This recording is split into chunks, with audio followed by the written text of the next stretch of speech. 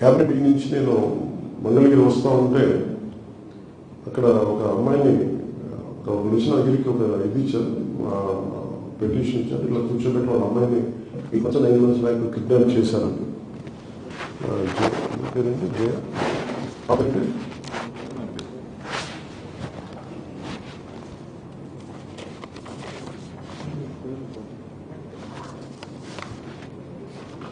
So Bhimavaram వాస్తవ్యులు వాళ్ళ mother వచ్చి వాళ్ళ ఇంకొక కూతురుని తీసుకొచ్చి ఇట్లా నా బిడ్డని 9 నెలల క్రితం కిడ్నాప్ చేయాలని తీసుకెళ్ళిపోయారు.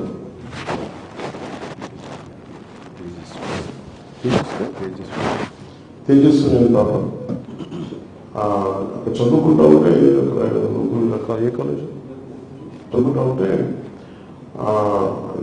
లవ్ డ్రాప్ మీద పడేసి తీసుకెళ్ళిపోయారు. ఇప్పుడు దాకా ఆచూకు తెలియదు అని వాళ్ళ మదర్ ఏడుస్తూ ఉంటే మా ఇంట్లో వాళ్ళకి చెప్పాను, బాధపడుతూ ఉంటే వెంటనే స్థానిక విజయవాడ ఉన్నతాధికారులకి స్థానికంగా ఉండే మాచల్ చేయ గారికి కమిషనర్ పోలీస్ గారికి చెప్పాను.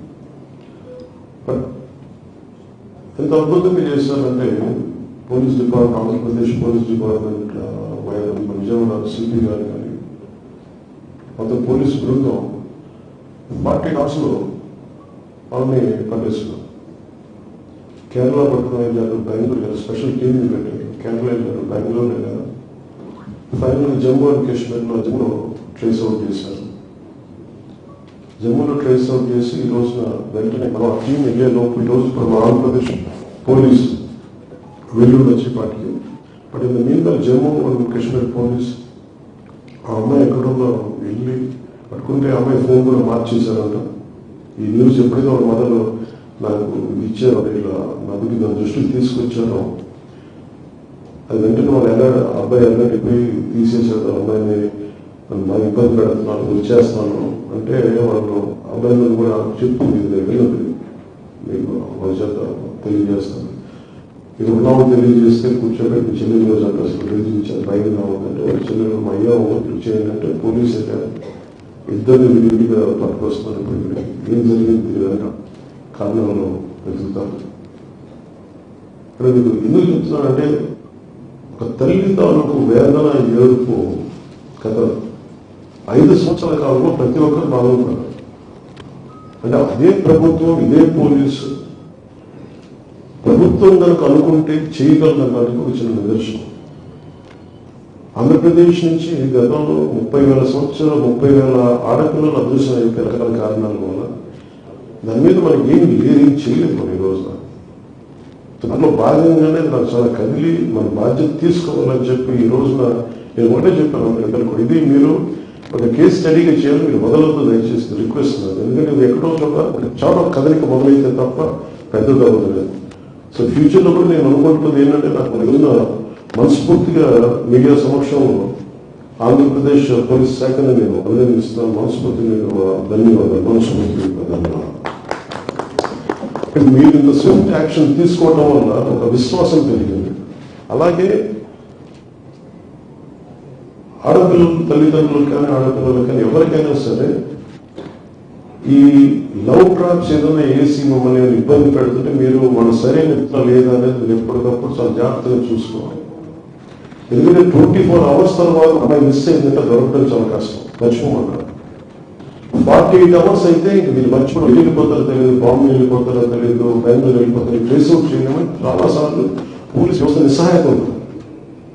కానీ మన ఆంధ్రప్రదేశ్ పోలీసుని అభినందించాల్సింది 9 నెలలు మిస్ అయితే పట్టుకోగలిగారంటే hats off to AP police. అంత పట్టుకున్నా నాకు సర్ప్రైజ్ అనిపించింది.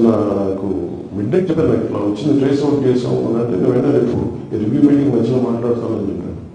సో కమిషనర్ పోలీస్ గారిని కూడా అభినందించారు, విజయవాడ కమిషనర్ పోలీస్ గారిని.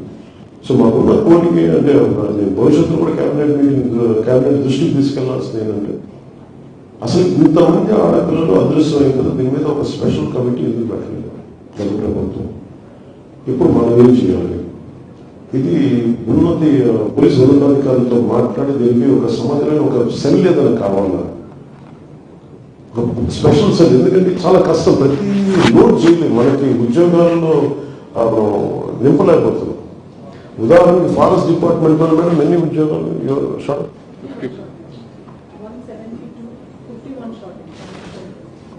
170 అదే తక్కువ, బట్ 50+ షార్టేజ్ ఉంది. దాంట్లో DM4 నుంచి beat officer, forest beat officer దాకా. అలాగే ఏ శాఖలో తీసుకున్నా కానీ సిబ్బంది కోరుతుంది, దాన్ని ఎలా చేయాలి. అలాగే పోలీస్ శాఖకు వచ్చేటప్పటికి అందరికీ, నాకు కూడా పోలీసు అధికారులకి నాకు లోడ్ పెంచడం నాకు ఇష్టం లేదు. ఒక వ్యక్తి ఎన్ని పనులు చేయగలరు, ఎన్ని కేసులను హ్యాండిల్ చేయగలరు.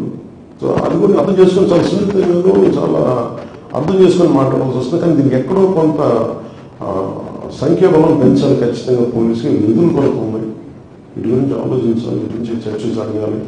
నిధులు రావాలి, లోపలికి పెట్టుబడులు రావాలి.